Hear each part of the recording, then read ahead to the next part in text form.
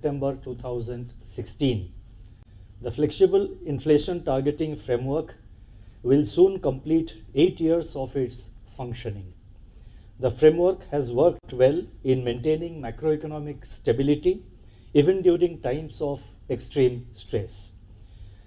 Its embedded flexibility has withstood the pandemic-related stress, the spillovers from the war in Ukraine, and the continuing geopolitical crisis that we face today.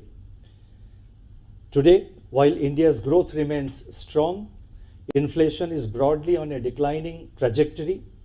Strong macroeconomic fundamentals of India have also led to greater confidence in our economic prospects. Let me now turn to the decisions and deliberations of the Monetary Policy Committee meeting, which met on 6th, 7th, and 8th of August. And it goes as follows.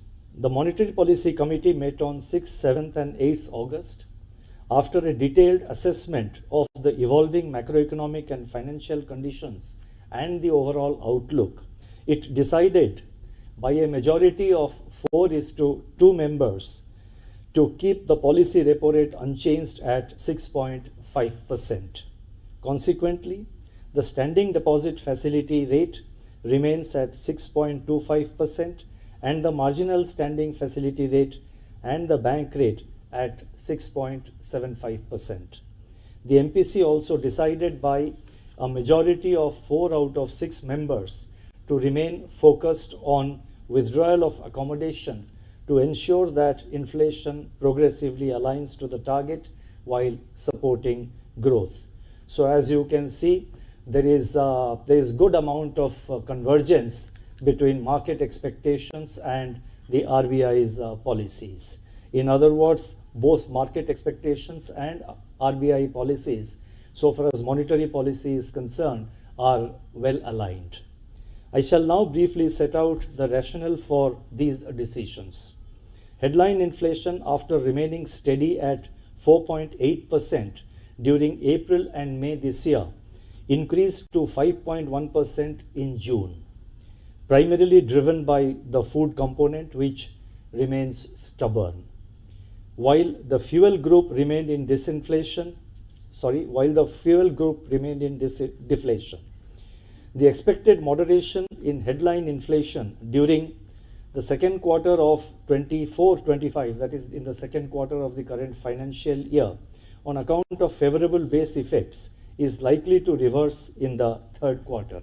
This is something which I had also explained in the last monetary policy meeting in June, that in the third quarter we have a substantial advantage of the base effect, which may pull down the overall inflation numbers. But going forward, that base effect will wear out. Domestic growth, however, in these circumstances is holding up well on the back of steady urban consumption and improving rural consumption, coupled with strong investment demand. Amidst this confluence of factors, the MPC judged that it is important for monetary policy to stay the course while maintaining close vigil on the inflation trajectory and the risks thereof. Resilient and steady growth in GDP enables monetary policy to focus unambiguously on inflation. It must continue to be disinflationary and resolute in its commitment to aligning inflation to the target of 4% on a durable basis. Accordingly, the Monetary Policy Committee decided to keep the policy repo rate unchanged at 6.5% in this meeting. The commitment of monetary policy to ensure price stability would strengthen the foundations for a period of sustained growth. Now, this point needs to be appreciated, that ensuring price stability eventually results and supports a period of sustained growth. Without price stability, high growth cannot be sustained. So therefore, especially in a situation where our GDP growth is holding up well, we have decided to focus on inflation and ensure price stability, mainly to support growth. In these circumstances, the MPC reiterated the need to continue with the disinflationary stance of withdrawal of accommodation to ensure that inflation progressively aligns to the target while supporting growth. I would now like to provide an assessment of the growth and inflation conditions in India. But before that, let me briefly touch upon the global growth scenario. Global economic outlook exhibits steady though uneven expansion. Manufacturing is indicating slowdown while services activity is holding up. Notwithstanding sticky services prices, inflation is receding grudgingly across major economies. With varying outlook for growth and inflation across countries, monetary policy is showing signs of divergence across jurisdictions.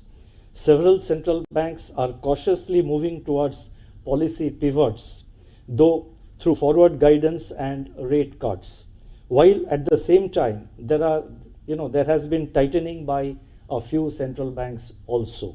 So on the one hand, you have several central banks which are moving towards a rate cut scenario, but on the other hand, you have a few economies which are on a rate hike mode.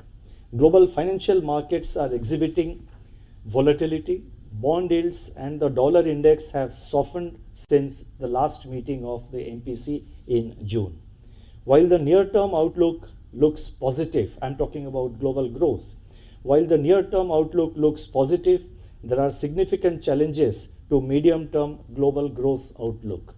Demographic shifts, climate change, geopolitical tensions and fragmentations, rising public debt, and new technologies such as artificial intelligence pose new sets of challenges.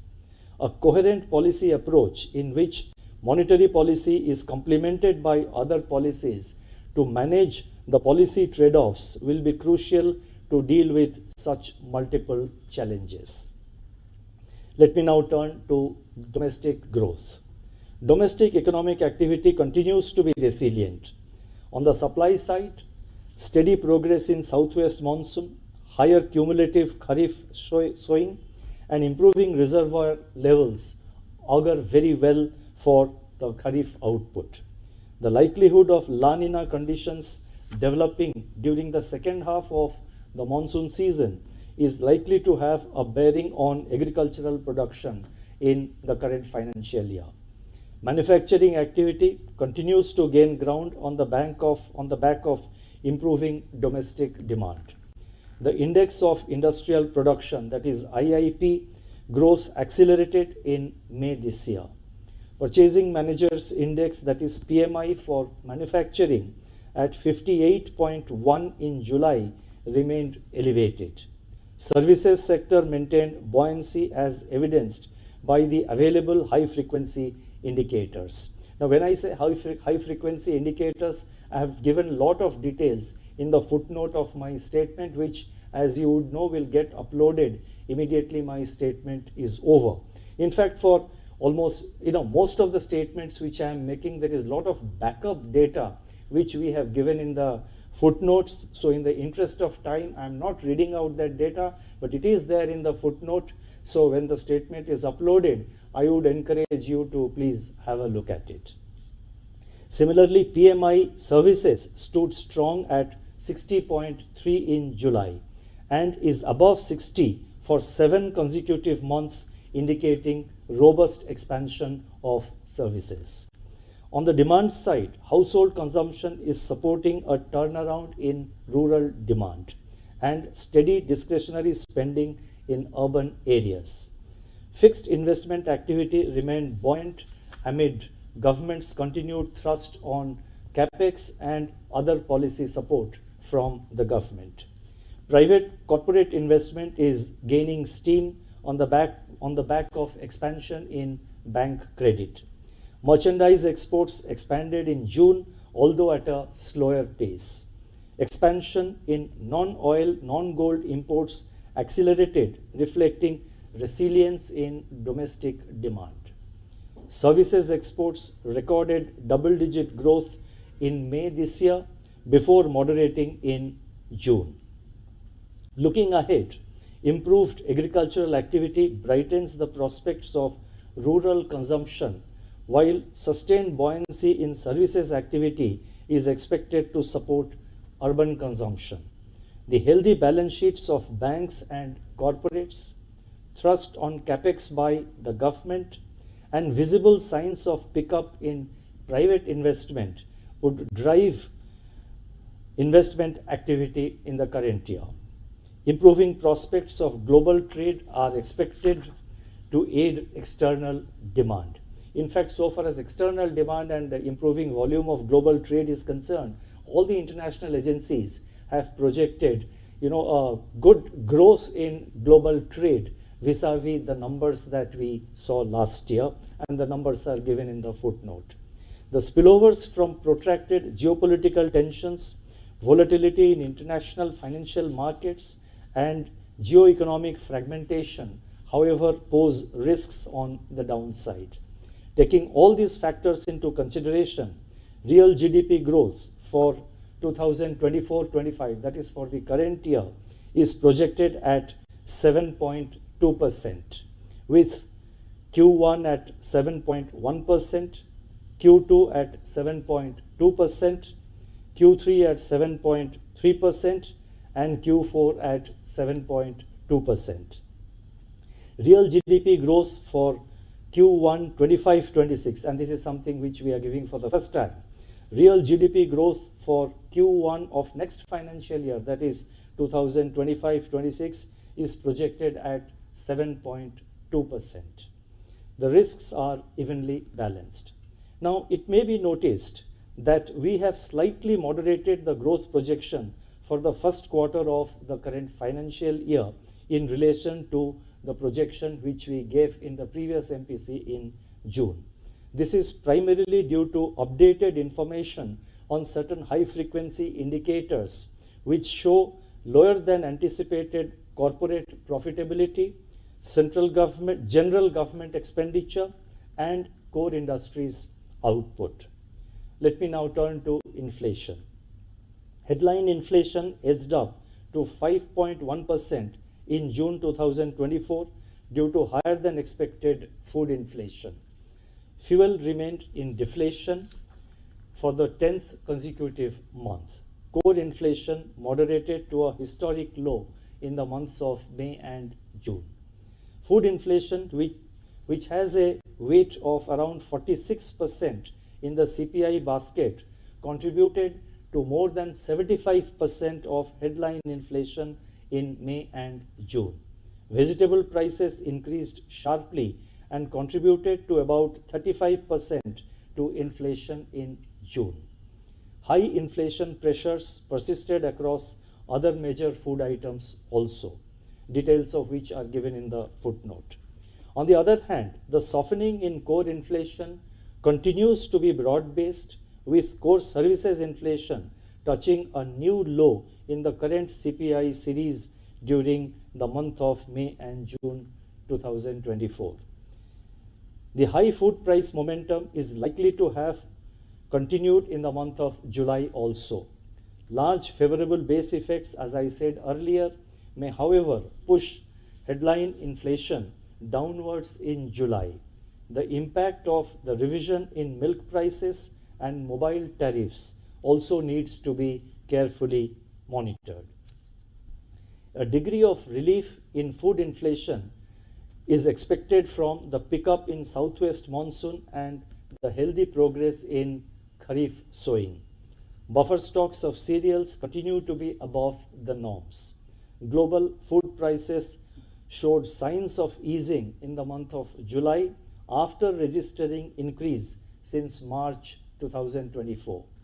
Assuming a normal monsoon and taking into account the 4.9% inflation print which has already come out so far as Q1 is concerned, CPI inflation for the current financial year, that is 2024-25, is projected at 4.5%, with Q2 at 4.4%, Q3 at 4.7%, and Q4 at 4.3%.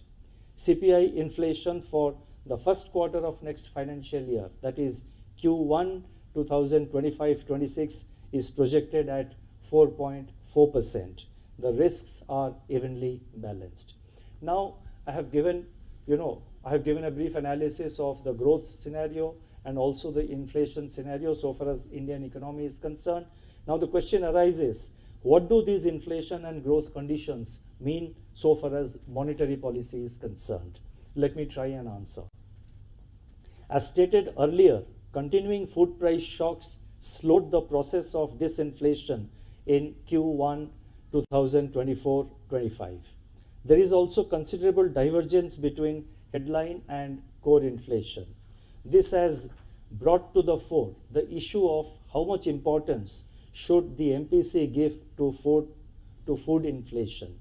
Let me dwell upon this in some detail. First and foremost is the fact that our target is the headline inflation, where food inflation has a weight of about 46%. With this high share of food in the consumption basket, food inflation pressures cannot be ignored. Further, public at large understands inflation more in terms of food inflation than the other components of headline inflation.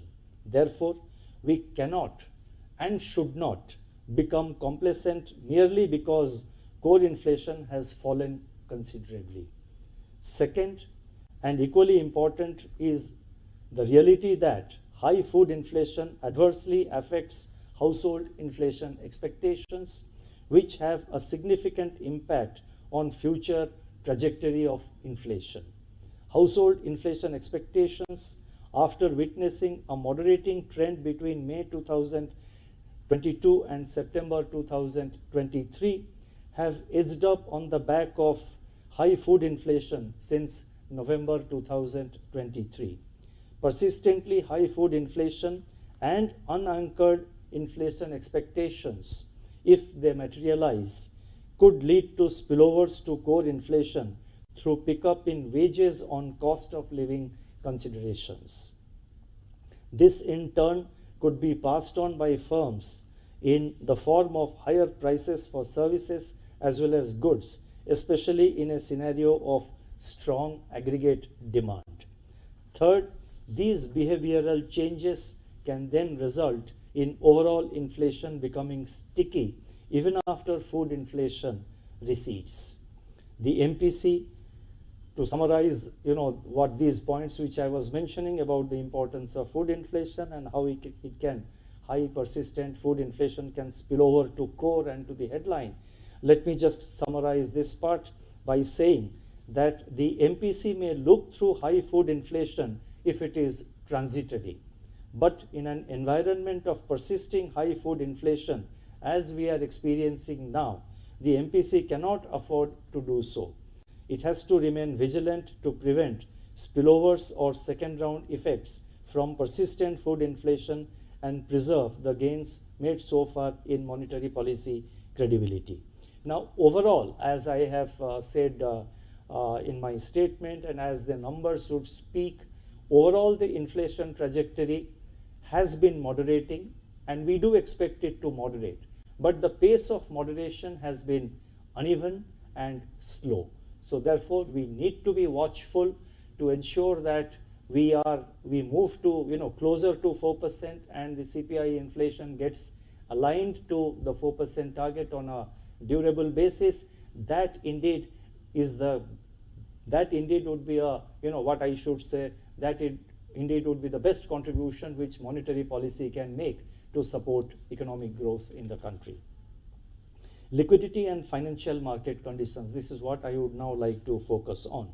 System liquidity transited from deficit in June to surplus conditions in July. In tune with changing liquidity conditions, the Reserve Bank conducted two-way operations under the LAF to ensure that the interbank overnight rate remained closely aligned to the policy rate. Mirroring the liquidity dynamics, the weighted average call rate, that is WACR, on an average remained close to the middle of the LAF corridor. Across the term money market segment, the yields on certificates of deposit and 3-month treasury bills, that is T-bills, eased, while the yields on commercial papers remained stable. The 10-year G-Sec yield softened in June, July, and in August so far. The term premium has remained steady in recent months. Transmission in the credit market remains ongoing. Going forward, the Reserve Bank will continue to be nimble and flexible in its liquidity management operations, keeping in view the evolving liquidity conditions to ensure that money market interest rates evolve in an orderly manner. During 2024-25 up to August 7, the Indian rupee remained largely range-bound. The lower volatility of the Indian rupee bears testimony to India's strong economic and financial stability and an improving external outlook. In the last few days, global financial markets have seen turmoil on concerns of growth slowdown in a major economy, flare-up in geopolitical tensions in the Middle East, and the unwinding of carry trade. These developments have implications for emerging market economies. In this context, it would be important for market participants to keep in mind the strength of India's macroeconomic fundamentals, which remain robust. India has built strong buffers that impart resilience to the domestic economy from such global spillovers. The Reserve Bank remains committed to ensure orderly evolution of financial markets in its regulatory domain. Let me turn to now financial stability. The Indian financial system remains resilient and is gaining strength from the broader macroeconomic stability. Its well-capitalized and unclogged balance sheet is reflective of higher risk absorption capacity. The NBFC sector and the urban cooperative banks also continue to show improvements. Even in such stable financial sector conditions, the emphasis cannot shift away from proactive identification of potential risks and challenges, if any. In this context, there are four issues which I would like to highlight. First, it is observed that the alternative investment avenues are becoming more attractive to retail customers, and banks are facing challenges on the funding front, with bank deposits trailing loan growth. As a result, banks are taking greater recourse to short-term non-retail deposits and other instruments of liability to meet the incremental credit demand. This, as I have emphasized elsewhere, may potentially expose the banking system to structural liquidity issues. Banks may therefore focus more on mobilization of household financial savings through innovative products and service offerings and by leveraging fully on their vast branch network. It is the first point which I wanted to highlight in the context of the financial sector. You see, as I mentioned a little while ago, the overall financial sector continues to be healthy and stable. As the regulator of certain segments of the financial sector, it's our responsibility to point out the possible or the potential areas where risks may come up. And it's our responsibility to just suggest to the banks, to the NBFCs and other financial institutions to be extra careful and to keep extra vigil on certain aspects, which is not a problem at the moment, but if unattended, can become a problem at a later stage. But so far as the current scenario is concerned, and so far as the overall financial sector outlook is concerned, I would like to again reiterate and re-emphasize that India's financial sector remains stable and healthy. Now, in this context, the second point which I would like to mention is that the sectors in which preemptive regulatory measures were announced by the Reserve Bank in November last year have shown moderation in credit growth. However, certain segments of personal loans continue to witness high growth. Excess leverage through retail loans, mostly for consumption purposes, needs careful monitoring from macroprudential point of view. It calls for careful assessment and calibration of underwriting standards as may be required, as well as post-sanction monitoring of such loans. Most of the banks are doing it, but we need to constantly re-emphasize this point. The third issue that is attracting our attention is home equity loans or top-up housing loans, as they are called in India, which have been growing at a brisk pace. Banks and NBFCs have also been offering top-up loans on other collateralized loans like gold loans. It is noticed that the regulatory prescriptions relating to loan to value, that is LTV ratio, risk weights and monitoring of end use of funds are not being strictly adhered to by certain entities. I repeat, certain entities. Such practices may lead to loan funds being deployed in unproductive segments or for speculative purposes. Banks and NBFCs would therefore be well advised to review such practices and take necessary remedial action. Fourth, recently there was an unprecedented outage globally which affected businesses in many countries.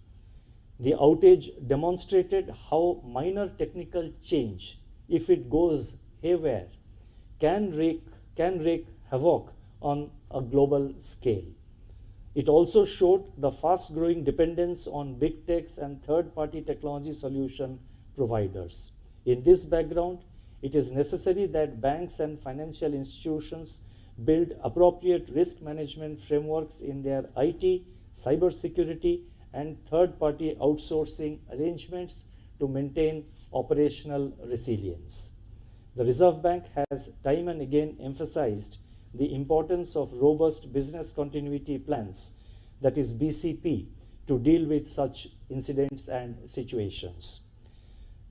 Now I would like to focus on the external sector.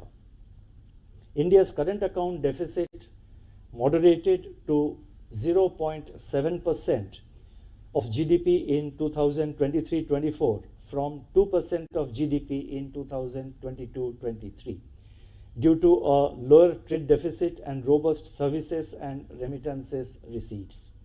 In the first quarter this year, that is in the first quarter of 24-25, merchandise trade deficit widened as imports grew faster than exports. Buoyancy in services exports and strong remittance receipts are expected to keep the current account deficit within sustainable level in Q1 24-25. We expect current account deficit to remain eminently manageable during the current financial year. On the external financing side, foreign portfolio investors turned net buyers in the domestic market from June 2024 with net inflows of $9.7 billion during June-August, that is till August 6, after witnessing outflows of $4.2 billion in April and May. Foreign direct investment, that is FDI flows, picked up in 2024-25 as gross FDI rose by more than 20% during April and May 2024, while net FDI flows doubled during this period compared to the corresponding period of the previous year. External commercial borrowings moderated during April-June in the current financial year, while non-resident deposits recorded higher net inflows during April-May compared to the previous year. India's foreign exchange reserves, this is something worth noting, India's foreign exchange reserves reached a historical high of $675 billion as of August 2nd, 2024. Overall, India's external sector remains resilient as key indicators continue to improve. We remain confident of meeting our external financing requirements confidently. Now, there are certain additional measures. There are 5 of them, and I would like to announce them quickly. First relates to public repository that is creation of a public repository of digital lending apps. The Reserve Bank has taken several measures for the orderly development of the digital lending ecosystem in India. As a further measure in this direction and to address the problems arising from unauthorized digital lending apps, the Reserve Bank proposes to create a public repository of digital lending apps deployed by the regulated entities. The regulated entities of RBI will report and update information about their digital lending apps, that is about the digital lending apps whose services they are availing in this repository. This measure will help the consumers to identify the unauthorized lending apps. The next announcement relates to frequency of reporting of credit information to credit information companies, that is CICs. The availability of accurate credit information is vital both for lenders and borrowers. At present, lenders are required to report credit information to CICs on a monthly basis or at such shorter intervals as may be agreed between the lenders and the CICs. It is proposed to increase the frequency of reporting of credit information to the CICs to a fortnightly basis or at shorter intervals as may be agreed between the lenders and the CICs. Consequently, borrowers will benefit from faster updation of their credit information, especially when they repay their loans. The lenders on their part will be able to make better risk assessment of the borrowers. The next announcement relates to enhancing transaction limit for tax payments through UPI. Currently, the transaction limit for UPI is rupees 1 lakh, except for certain category of payments which have higher transaction limit. It has now been decided to enhance the limit for tax payments through UPI from rupees 1 lakh to rupees 5 lakh per transaction. This will further ease payments by consumers through the UPI. Next announcement relates to introduction of delegated payments through the UPI. It is proposed to introduce a facility of delegated payments in the UPI. This would enable an individual, that is a primary user, to allow another individual, namely a secondary user, to make UPI transactions up to a limit to be set by the primary user from the primary user's bank account without the need for the secondary user to have a separate bank account linked to UPI.